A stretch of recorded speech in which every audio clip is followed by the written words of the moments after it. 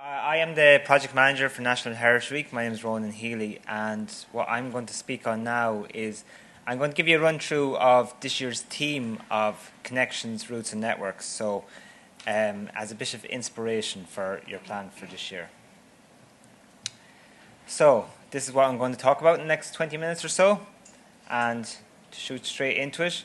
A little reminder, I'm sure you don't need reminders of what is National Heritage Week, but a little reminder nonetheless. We claim to be one of Ireland's largest festivals, waiting for someone to tell us we're wrong, but we estimate we have a participation between 200 and 300,000 people each year, so it's a huge festival, over 9 days. We've almost 2,000 events. We had over 1,900 events last year. So it's a massive event right across the country. And it all takes place and organised by people on the ground. The Heritage Council itself, we don't organise any events. So it's down to people like you to organise events. So you are participating in one of Ireland's largest festivals, which is a nice kudos you can tell people. The dates, as Virginia mentioned, is the 17th to 25th of August this year. And again, it'll be in person, but we'll also be encouraging online projects as well this year. So this is something that came about during the pandemic, during COVID. And online projects are an opportunity for people who can't host an in-person event for whatever reason to do something online, and I'll come back to that later. So, on to the theme. The theme itself, just a little background, I don't know if you are aware that there is a European-wide network of people like myself, and Heritage Week takes place in every country across Europe, under the Council of Europe. So it's bigger than the EU, it's 48 countries. Each country participates in its own way, and we all meet up together as national coordinators each year, and we decide the theme for the next year. And this year's theme was decided as Connections, Roots and Networks. So what we're going to explore is, what I encourage you to explore is how we connect to each other, the physical connections that bring us together, and what links us. So let's explore that a bit. So this is a summary of the three parts of the theme, but if we go into them in detail, the connections part. So we want to celebrate both the physical and cultural connections we have with each other. So what do we have in common when I say about cultural connections? So and there's inspiration here from the Council of Europe's Cultural Roots programme. So this might be something worth checking out. They have a website. So the Cultural Roots is a collection of sites across Europe that have something in common. So to give you some examples, Glasnevin Cemetery is part of the Historic Graveyards Cultural Route. In Dublin, there's also two other sites. There's a Viking Cultural Route, so it has sites in Sweden, Norway, Iceland, and Dublinia in Dublin is part of that route. And would you believe the Leprechaun Museum is part of a cultural route, because that's part of the fairy tale cultural route. So these routes are spread across Europe. So the reason I'm suggesting it to you is because you might get inspiration for looking at your own connections here in Ireland, nationally across the island, or even in your local authority area, or even in your local community. So you might have cultural connections that you might not realise. In terms of routes, well, this is all about the physical routes that bring us together. So the roads, railways, rivers, canals that connect us now, but also the old routes, the boreens, the pilgrim paths, the schlees, those sort of routes that would have once been very popular but may no longer be in use, and the old roads that might have going to nowhere, famine roads, etc. So things to consider are these routes that exist in your community that were previously very popular or were heavily used. Say, for example, the two canals were used a lot for industrial transporting. Now they're not used anymore for transport, but for leisure. But also think about the major routeways and highways. So obviously we're dominated now by motorways, but what were the major routeways 100 years ago, 200 years ago? And that's where hopefully you might get inspiration later today from the archives, as Lisa has mentioned, that the maps are a great resource in terms of thinking about looking at your area and what routes you might explore there. And finally, in terms of networks we want to encourage you to explore how people come together. So people come together in terms of different interests and networks. So they have interest groups, they might have history and pastimes, hobbies and pastimes. They might have a collective interest in buildings. So for example, tower houses or medieval churches. Or for example, waterways, might be fishing groups, conservation groups. So are there networks or groups like reenactors, etc., that meet in your area that you could encourage to take part in the National Heritage Week event? Or is there networks that are in your area that they might not think they're part of National Heritage Week, but they could be? So some event ideas for yourselves. Now, most of these event ideas I'm going to suggest come from this booklet, the 101 Event Ideas Guide, and it's just been published this week. We'll have copies for you at break time today, so you're free to take home as many as you like. This booklet will have, as it says in the tin, it does exactly as it says in the tin, it's 101 event ideas, and it covers everything. So it'll cover ideas from the team itself, cover ideas from our remit as the Heritage Council, which has built natural and cultural heritage. It'll also have ideas, for example, family events, or things to do with people in the community, events, diversity events, events with accessibility, etc. So there's lots of ideas there, so hopefully you'll get some inspiration. In terms of event ideas, I'm probably going to repeat myself a few times, but for yourselves, I'm going to give you a few concrete ideas, but a few things to think about as well is get inspiration from your networks and your connections that you have. So what are people that you know in your area that you can basically borrow their time for a National Heritage Week event?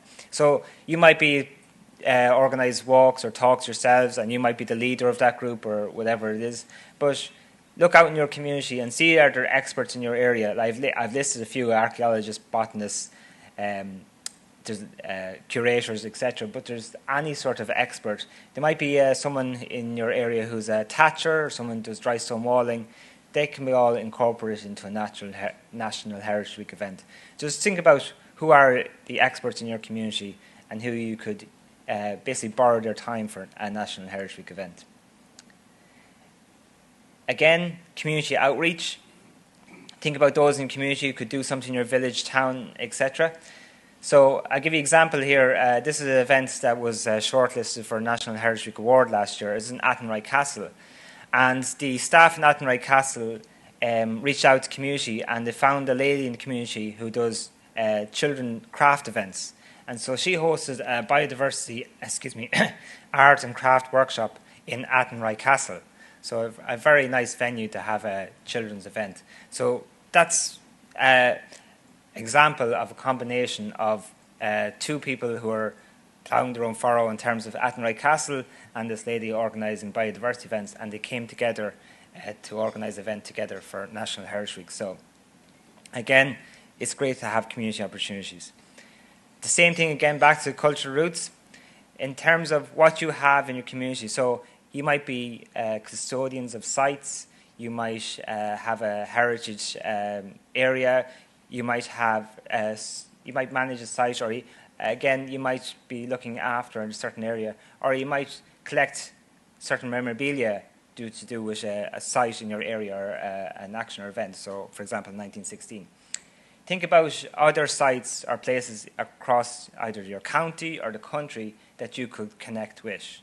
So, I give examples here. If there's a medieval church site in your area and it's founded by a saint, and that same saint founded other sites in the country, or for example, if there's a 1916, if you've a location associated with a 1916 event, the people associated, are they associated with other sites across the country? So is there other people that you can connect with, that you might think about site visits to each other's site, or use each other for inspiration for a National Heritage Week event? In terms of practical ideas, I'm just going to list a few here. These are all featured in our Events Ideas Guide. So I'll shoot through them here, but in terms of the connection to the theme, no pun intended, you have traditional markets, think about twin towns, traditional transport, which we'll encourage as well. In terms of cultural heritage, so our cultural heritage connection is all about our cultural connection, so what connects us. So obviously traditional Irish music, traditional Irish dancing are all these connections that bring us together. So there's obviously interest groups in all those areas. And these are just a few suggestions of ideas. These are all previous events that have taken place for National Heritage Week. And in terms of built heritage, transport buildings would obviously be a big one. So if there's abandoned railway stations, if there's storehouses along the canals, things like that, can you do a story about them? The big house, I give an example, what are connections with the big house in the community? Most communities have a big house, or a medieval site I mentioned as well, about the saints as well. And natural heritage, a few things in terms of the theme. One thing would be trace the source, in terms of looking at the story of your rivers in your locality, the history of the river and the source of the river. So you could trace the source of the river and do something on that. Another example of event is birdsong identification. So looking about habitats and migration patterns of the flora and fauna in your area. There's 2 theme days for National Heritage Week, and Virginia mentioned them already. The first one, for inspiration, is the Saturday, 24th of August. This is Wild Child Day, and this is where we encourage children to get out in nature, so with their family. So to encourage them to explore the flora and fauna of their locality and the habitats and environments. Again, there's lots of ideas in that event ideas booklet. The second themed day is Sunday the 25th of August, last day of Heritage Week, and this is Water Heritage Day, and we run this in conjunction with Law Pro, the local authority's water programme. And this is all about our waterways, how we connect to them. So in terms of ideas, again, you're looking at how we use the waterways, what we use them for, who use the waterways, what did they use them for, but even things like fishing practices or things like that, how they existed as part of our heritage. A few slides here now on event policy. So we set the bar very low for you to submit a National Heritage Week event to Heritage Week website. So any events that you do plan for National Heritage Week, if they're not listed on heritageweek.ie, it's not categorised as an official event. So you have to upload your event on heritageweek.ie website to be listed as an official event. And the benefit of that is we will promote events throughout the year through our social media and also through our newsletter for anyone. So if you are planning an event, make sure it's listed on heritageweek.ie. But the bar is very low in terms of how your event gets listed. It just has to be a novel event for National Heritage Week, and it has to meet at least one of these criteria here. So we're very low bar, as I said. It also has to meet or support a number of stated objectives, promote the theme. Now, this is not mandatory. Anyone can take part in National Heritage Week and do a National Heritage Week event, and it does not have to be connected to the theme, though we strongly encourage it. It has to have heritage value, it has to have awareness and educational value, and interpretive capacity as well.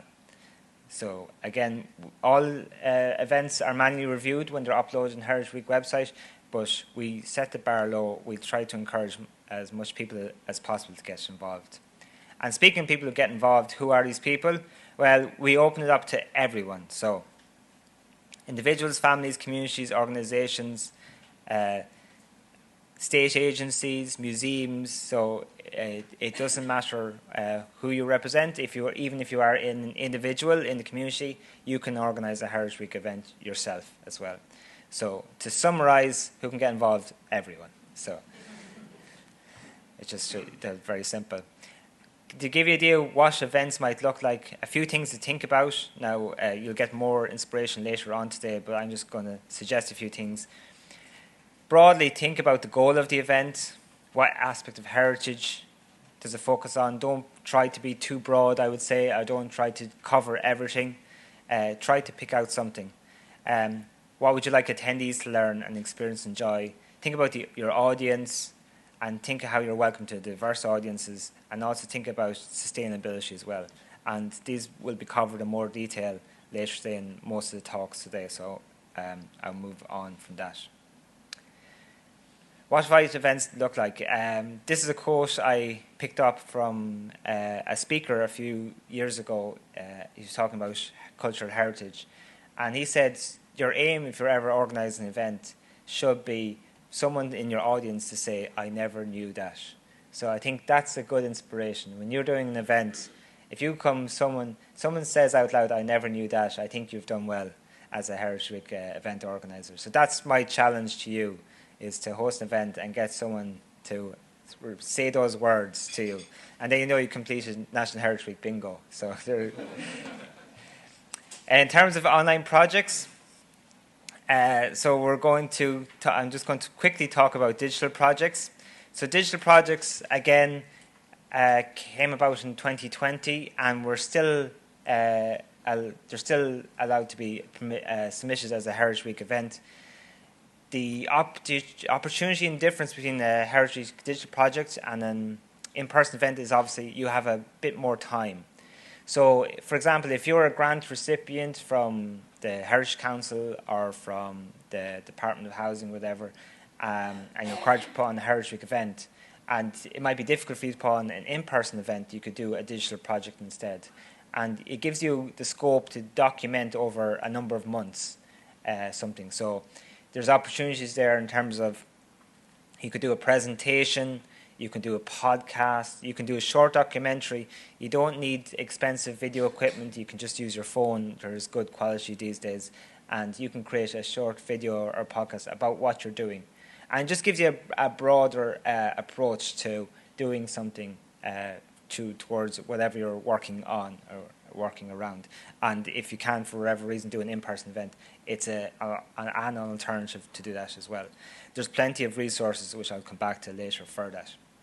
In terms of materials, this is just a sample, but we've flags, banners, we're going to have t-shirts, high-vis vests, bunting, and they're all going to be made available to you as event organisers, and they will be available through your local heritage officer.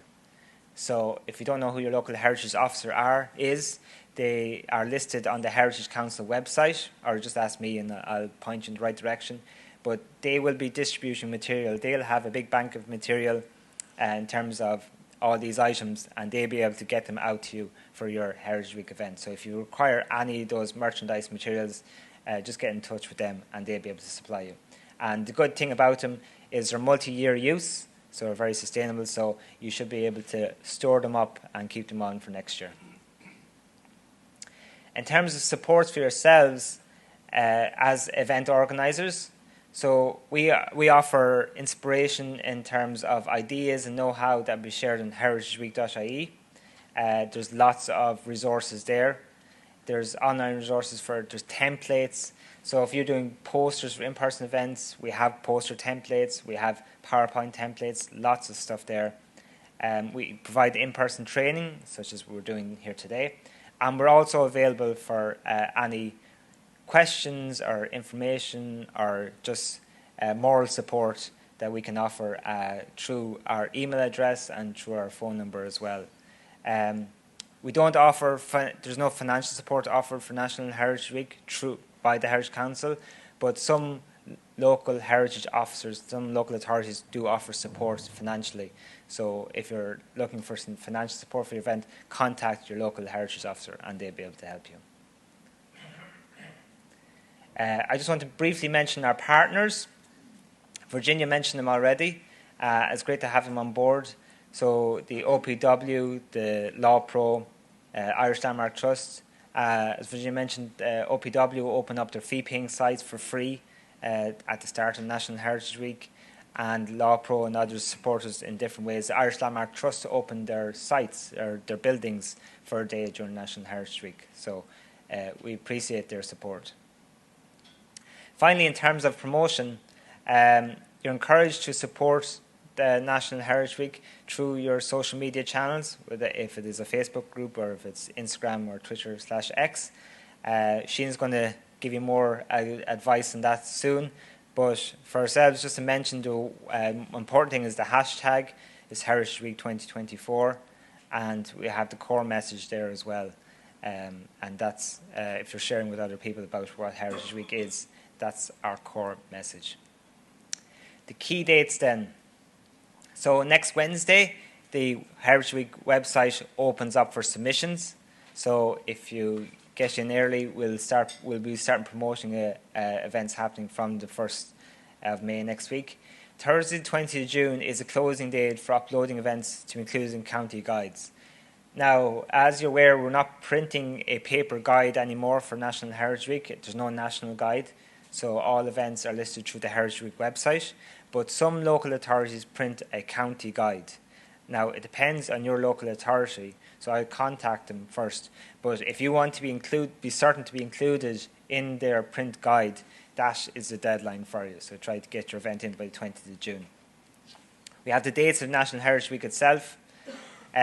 Tuesday the 27th is when online projects have to be uploaded.